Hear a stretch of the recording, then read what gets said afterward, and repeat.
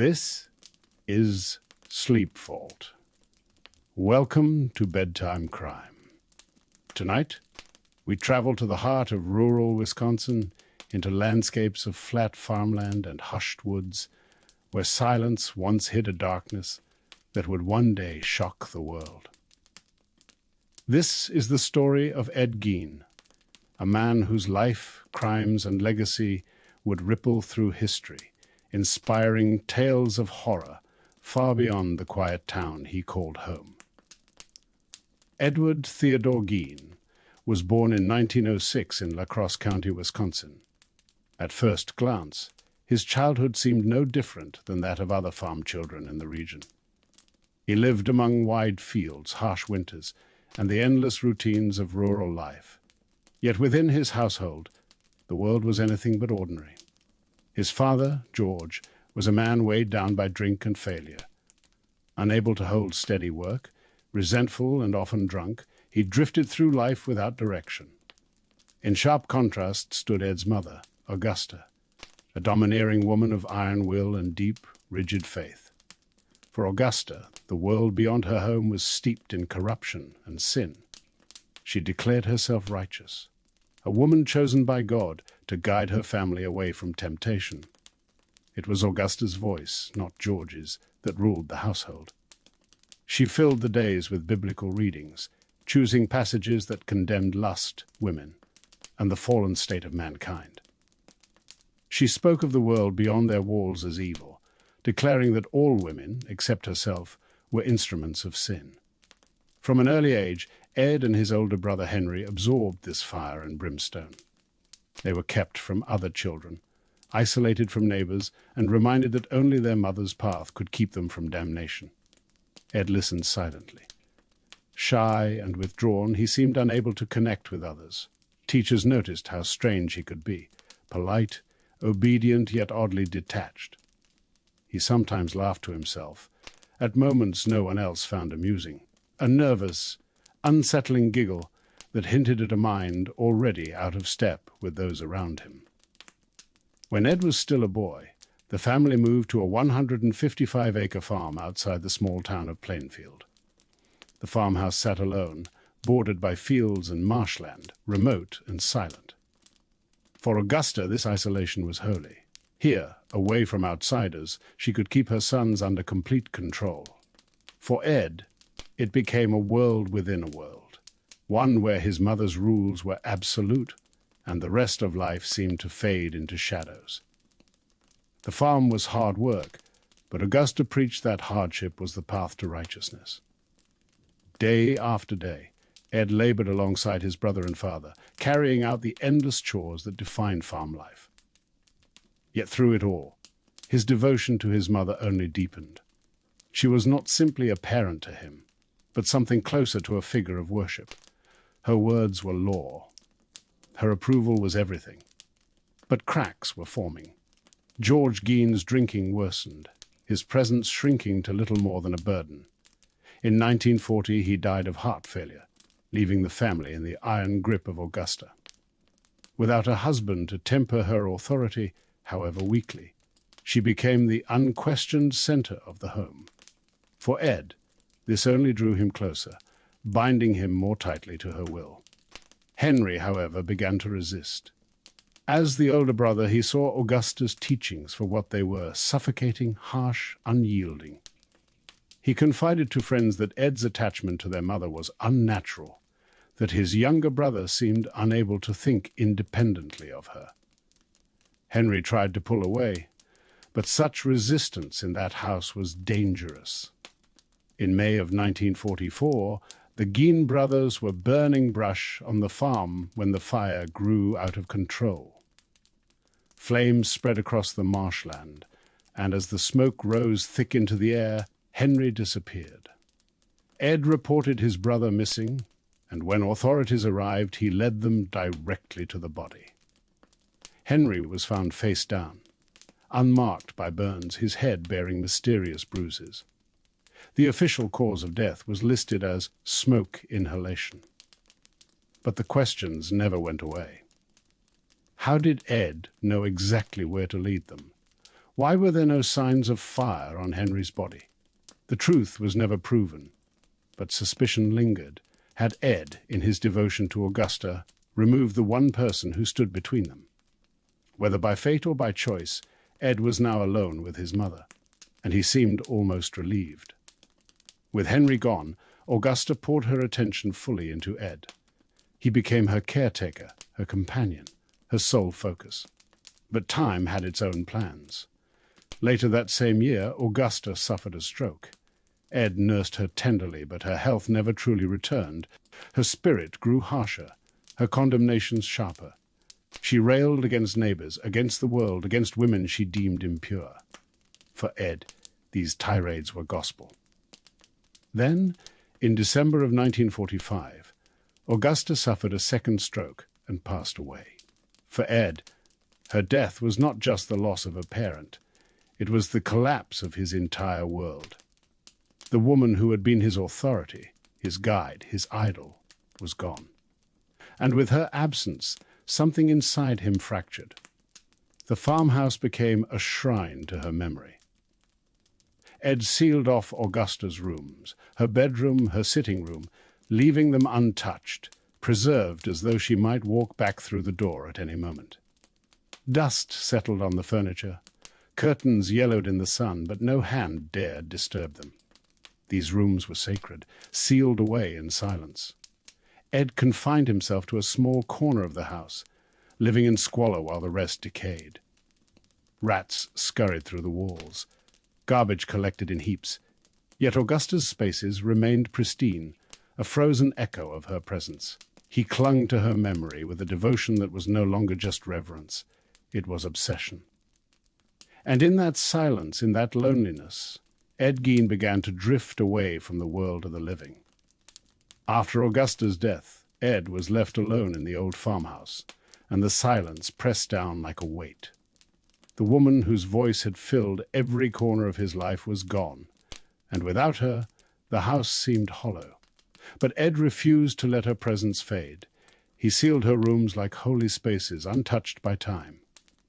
Her bedroom, her parlor, even her favorite sitting chair were left exactly as she had last used them. Curtains drawn, furniture dusting over, the air stale with stillness. He locked the doors and treated them as sacred. For Ed, these rooms were Augusta's church, preserved in reverence, too sacred to disturb. The rest of the house, however, told another story. Deprived of his mother's order, Ed let the farmhouse slide into filth. Newspapers and magazines piled in teetering stacks. Food scraps and trash collected on counters. The smell of rot clung to every corner. He confined himself to just a few rooms, the kitchen and a small bedroom, while the rest of the house decayed into chaos. Vermin scurried through the walls. Dust lay thick. Yet still, Augusta's rooms remained pristine, a shrine frozen in time. Alone on the farm, Ed grew stranger still. Neighbors in Plainfield saw little of him, though when he did appear, he seemed polite enough, if awkward. He took on odd jobs for families, repaired fences, shoveled snow, and occasionally babysat for local children. His mannerisms were unusual, the odd giggles, the vacant stare. But in a town where everyone knew everyone, Ed was thought of as harmless, eccentric, yes, lonely, certainly, but dangerous. Few believed it. Behind closed doors, though, Ed's loneliness was transforming. He read obsessively. Not the Bible anymore, but lurid pulp magazines filled with stories of cannibals, headhunters, and Nazi experiments. He devoured anatomy texts, clipping articles about death and the macabre. His imagination became saturated with images of bodies, of skin, of bone, and at night, something darker took hold. Ed would later describe it as a trance, a kind of pull he could not resist. He would take a lantern and walk to the cemeteries around Plainfield. There, under cover of darkness, he sought out the graves of women who reminded him of Augusta, middle-aged, heavy-set, stern. He dug through the cold soil, opened the coffins, and lifted the dead from their rest. Sometimes he took whole bodies, other times only parts. Always he carried them back to the farmhouse. Within those walls, Ed began a grotesque kind of craftsmanship. He flayed skin, shaped bones, and stitched flesh into objects.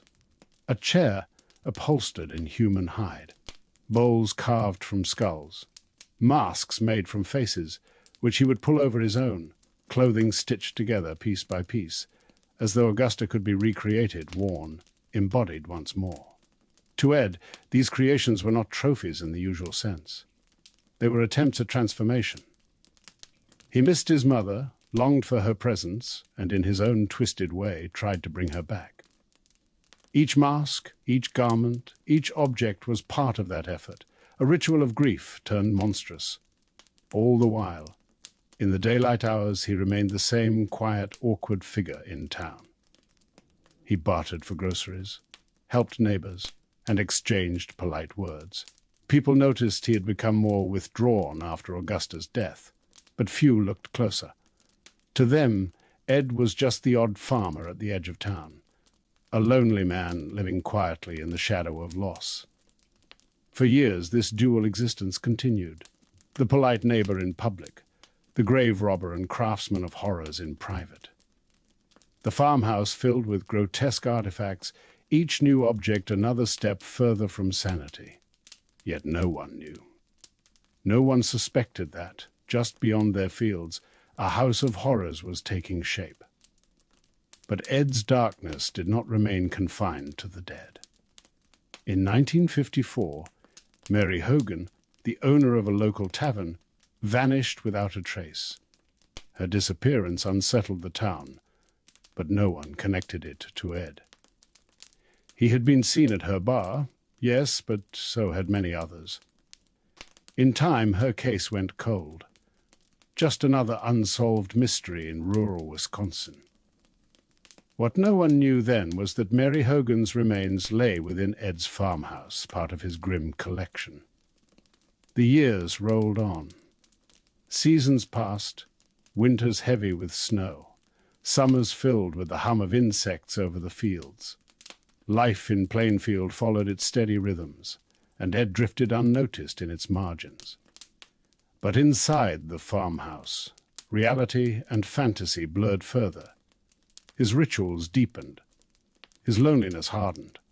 His grief congealed into obsession. And then, on a cold November morning in 1957, everything would unravel. The winter of 1957 settled over Plainfield with the stillness of snow. November 16th marked the first day of deer hunting season, a day when much of the town was out in the woods. The streets were quiet, the fields hushed beneath a grey sky. In the center of town, Bernice Worden opened her hardware store as usual. She was well known, respected, a woman in her 50s who carried herself with strength and kindness. By evening, she was gone. Her son, Frank Worden, a deputy sheriff, returned to find the store empty. The register was open, the till disturbed. And on the floor, a trail of blood cut a dark line toward the back door. The silence of Plainfield was broken. It did not take long for suspicion to turn toward Ed Gein. The receipt book lay on the counter, and the last entry written that morning was for antifreeze, sold to Ed. Frank knew Ed. Everyone did. The odd farmer, the quiet man with the unsettling laugh. No one thought him capable of violence, but the evidence pointed directly to him. That night, investigators drove out to the Gein farm. The house stood like a shadow at the edge of the fields, its paint long faded, its windows dark. Snow crunched under boots as flashlights cut across the yard. The barn loomed, and beyond it, the shed. Inside the shed, their lights froze on a sight none would ever forget. Bernice Worden's body hung from the rafters, strung up like a deer after a hunt. She had been shot with a rifle. Her body decapitated, split open, eviscerated. The horror was stark, immediate, undeniable. But the shed was only the threshold. When the officers entered the farmhouse, the air struck them first. It was thick, fetid, carrying the smell of rot, and something harder to name. Their flashlights swept across piles of clutter, trash, newspapers, broken furniture. Then the beams fell on shapes that should not have been there. What they found inside defied belief. In one room, chairs upholstered with human skin. In another, bowls carved from skulls. Masks fashioned from faces, empty eyes staring. Clothing stitched from flesh, grotesque garments hanging in the shadows. A belt decorated with nipples. A box filled with noses. Lips affixed to a drawstring pull. Each discovery was worse than the last. Each object a revelation of years of desecration and horror. The farmhouse had become a workshop of the grotesque. It was not a home but a shrine of death, a place where bodies had been dismantled and reshaped into objects, furniture, costumes. The investigators, hardened men accustomed to violence, struggled to continue. Some would later say the site haunted them for the rest of their lives. News spread quickly through Plainfield. By morning, the town was alive with whispers and fear. The friendly neighbor who fixed fences and shoveled snow had been hiding atrocities no one could have imagined. Mothers pulled their children close. Men shook their heads in disbelief. Women recalled uneasy encounters. The ordinary mask Ed had worn for years had slipped, and what lay beneath was something no one was prepared to face. When Ed was taken into custody, he offered no resistance. He spoke softly, politely, as if nothing extraordinary had happened. When questioned, he confessed with a detached calm. Yes, he had killed Bernice Worden. Yes, he had killed Mary Hogan. And yes, he had robbed graves, again and again, bringing the bodies back to his farmhouse to fashion his creations. He described it almost casually, explaining his trances, the compulsion he felt to unearth women who resembled his mother. He admitted to wearing the masks, the garments stitched from skin, stepping into them as though stepping into another life, a life where Augusta was not gone. The investigators listened, horrified, but transfixed. What they were hearing was not simply crime, but something that blurred the line between grief, obsession, and madness. For the people of Plainfield, the shock ran deeper than horror. Ed was not a stranger. He was their neighbor. He had watched their children, shared meals at their tables, stood in line beside them at the store. And all the while, in his home, the remains of their own relatives, women buried in their cemetery, had been stolen, desecrated, turned into grotesque artifacts. The betrayal was intimate, unbearable. The Gein farmhouse was sealed, its contents catalogued piece by piece. Photographs taken inside would later leak to the public, fueling the wave of revulsion and fascination. The nation recoiled at the details, newspapers splashing the words "Ghoul of Plainfield" across their front pages. For many Americans, the safe image of small-town life was shattered. The world had always told itself that horror lurked in cities, in strangers, in distant places. But now it was clear. It could also live on a quiet farm, in the hands of a man who smiled politely and offered to help with chores. Plainfield was changed forever. Its trust had been broken, its silence disturbed. The shadow of Ed Gein had been revealed, and the town would never be the same. After his arrest, Ed Gein sat quietly, in the custody of Wisconsin law enforcement. To the officers who watched him, his demeanor seemed almost surreal. He was calm, polite, soft-spoken, not the raging monster one might imagine after walking through the rooms of his farmhouse. He smiled faintly when spoken to, answered questions without hesitation, and never raised his voice. Yet the words he offered were more unsettling than any outburst could have been. He admitted to grave robbing with an air of detachment, as though describing errands. He spoke of nights when a trance-like pull guided him to the cemeteries, where he exhumed women who resembled his mother, He described fashioning masks from faces, pulling them over his own, stepping into them as though he could become Augusta once more. He admitted to killing Mary Hogan and Bernice Worden, but even these confessions came with a strange absence of malice, as though violence was incidental to his deeper compulsions. To the investigators, it was as if Ed lived in a world half-seen, a dreamscape where grief and fantasy had dissolved the boundaries of reality. When news of his arrest spread, reporters swarmed Plainfield. Photographers caught images of him being led into court, a small man in worn clothes, looking more like a farmer heading to the feed store than a figure of international horror. The photographs only deepened the disbelief.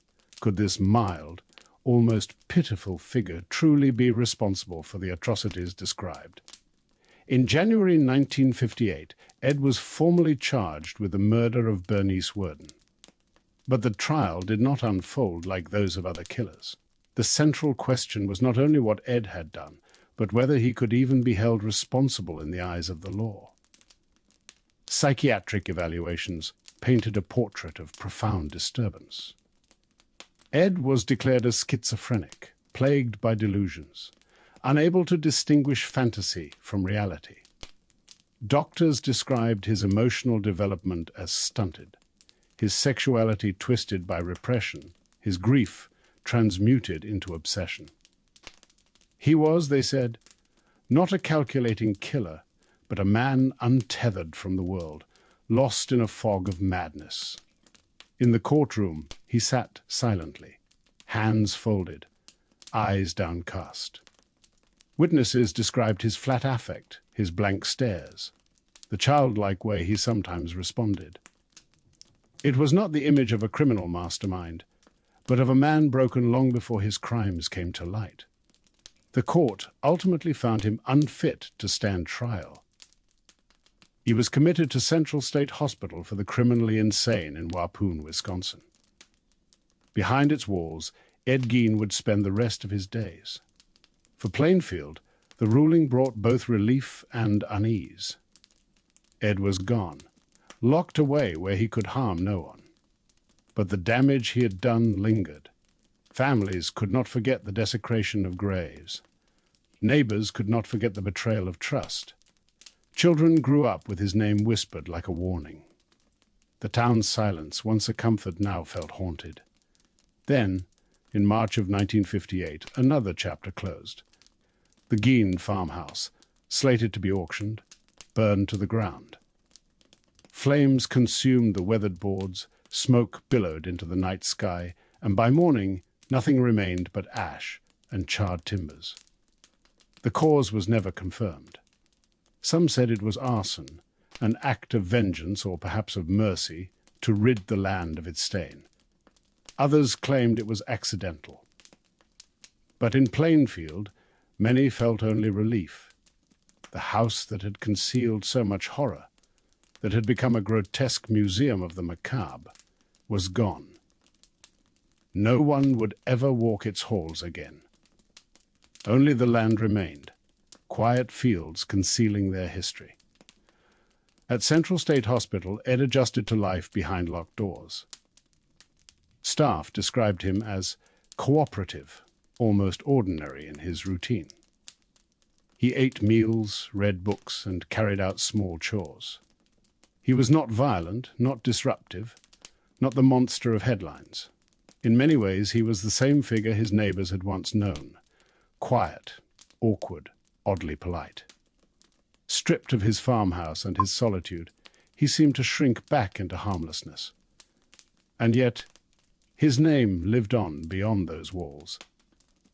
Writers and filmmakers were already transforming his story into something larger, something mythic. His crimes became the seed for new nightmares, characters that would terrify audiences for generations. Ed himself faded into institutional obscurity, but the legend of Ed Gein was only just beginning to grow.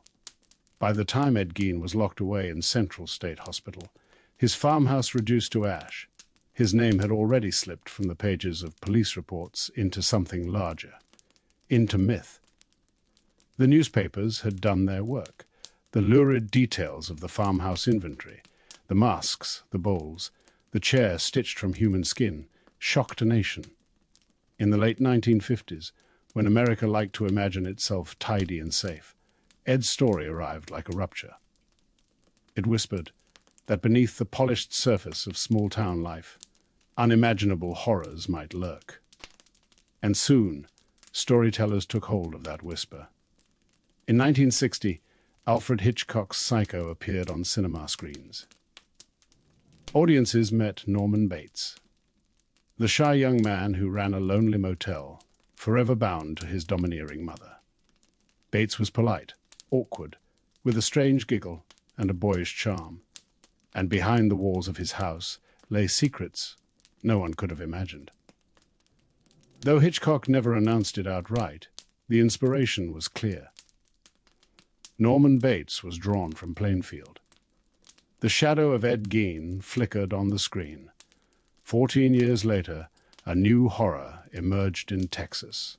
The Texas Chainsaw Massacre introduced Leatherface, a hulking figure who wore masks made of human skin and lived in a farmhouse filled with furniture made of bones. The resemblance was undeniable. What Ed had done in silence, filmmakers now projected into nightmare. Audiences recoiled not only at the brutality of the film, but at the knowledge that its roots traced back to something real. Then, in 1991, The Silence of the Lambs gave the world Buffalo Bill, a killer who stitched together a suit of human skin in an attempt to transform himself. Again, the echo was there. The quiet farmer of Wisconsin had become, through the lens of cinema, the archetype of horror. Ed's crimes were not those of scale. He was not a serial killer in the sense of dozens of bodies. 2 murders were confirmed. Yet what set him apart was the intimacy and strangeness of what he did. He blurred the line between the living and the dead, between grief and obsession, between the body and the object. He was not remembered for numbers, but for the grotesque imagination of his acts. And in that imagination, storytellers found endless material. But the cultural fascination was not simply about shock. It was about fear, deeper, older fear. Ed Gein embodied the idea that evil could wear an ordinary face. He was not a stranger in the dark, not a drifter or an outlaw. He was a neighbor. He shoveled driveways, fixed fences, babysat children. He smiled shyly at women in town, and all the while, behind the closed doors of his farmhouse, he was crafting horrors no one suspected. This duality struck a chord. It unsettled because it was possible. The mask of normalcy, the hidden monster. It was an idea as old as folklore, but Ed made it real. His name became shorthand in American culture. The Ghoul of Plainfield, the Butcher of Plainfield. His story was retold in magazines, in true crime paperbacks, in whispered conversations.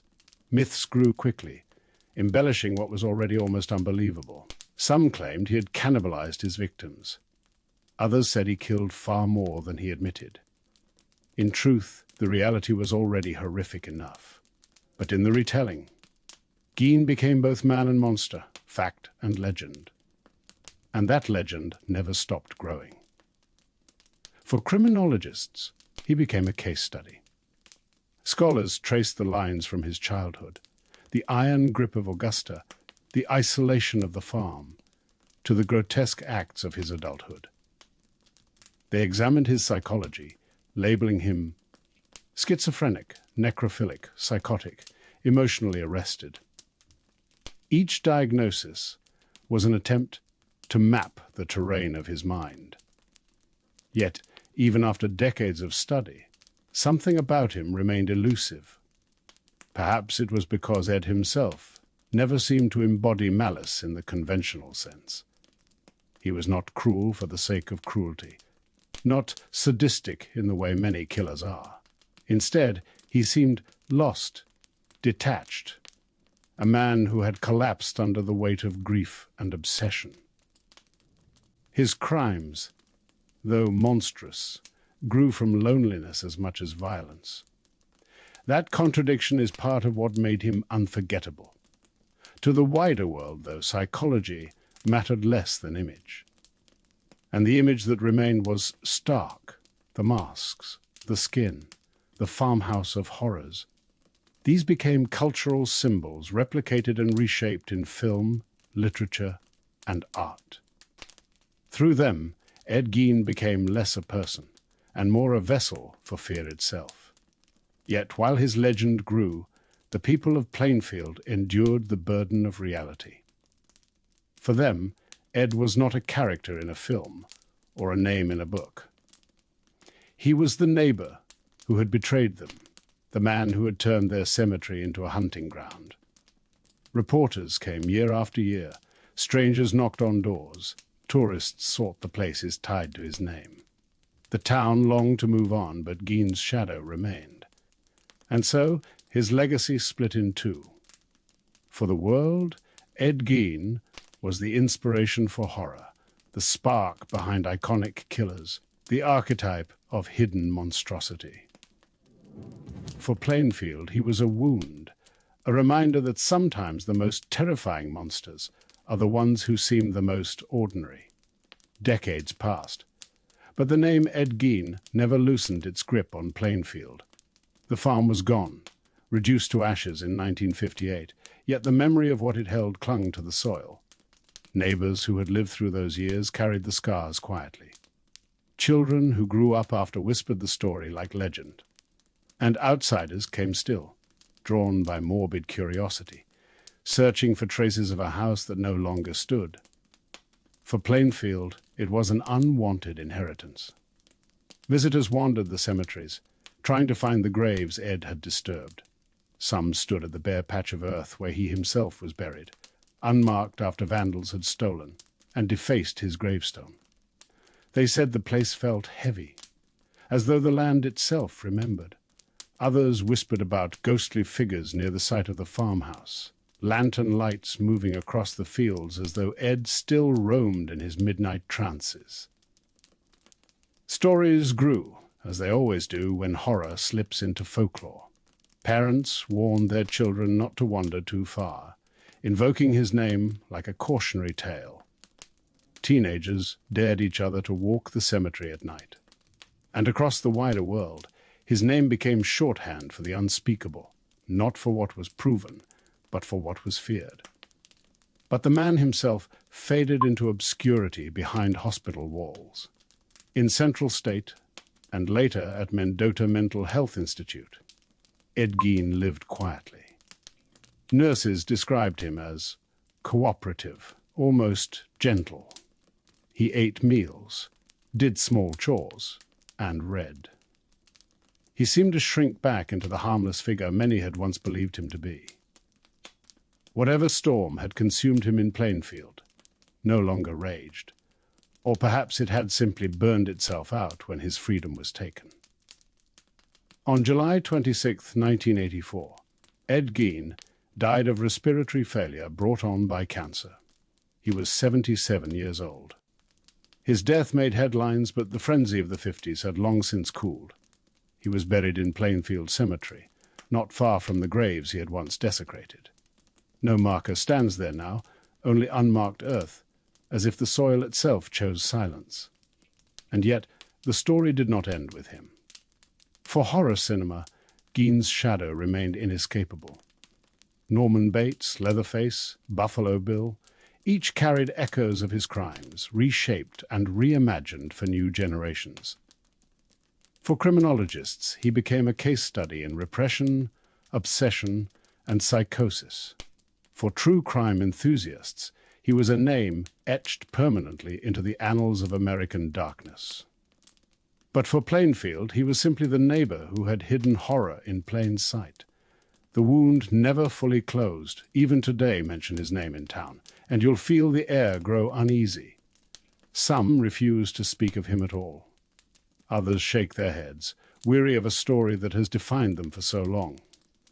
Perhaps that is the most unsettling legacy of all, that Ed Gein was not a shadowy stranger, not a mythic figure stalking the night. He was a man people knew. A man they hired for chores, trusted with their children, waved to on the street. He looked ordinary, lived quietly, and kept his horrors hidden until the day they spilled into the light. That is why his story endures, not simply because of the grotesque artifacts catalogued in his farmhouse, but because he forces us to face a deeper fear, that evil does not always announce itself. Sometimes it wears a polite smile, speaks in a soft voice, and lives quietly just down the road. And so Gein lingers, as history, as folklore, as inspiration for fiction, as a reminder. The farmhouse is gone. The man is gone. Yet his story remains, echoing through film reels, whispered in bedtime warnings, passed down as one of the strangest, most haunting tales of the 20th century. Close your eyes now, and let the fields of Wisconsin grow quiet again. The house has burned. The lanterns have gone out. Only silence remains, stretching across the farmland where once a lonely man drifted too far from the world of the living. Close your eyes. Open your mind.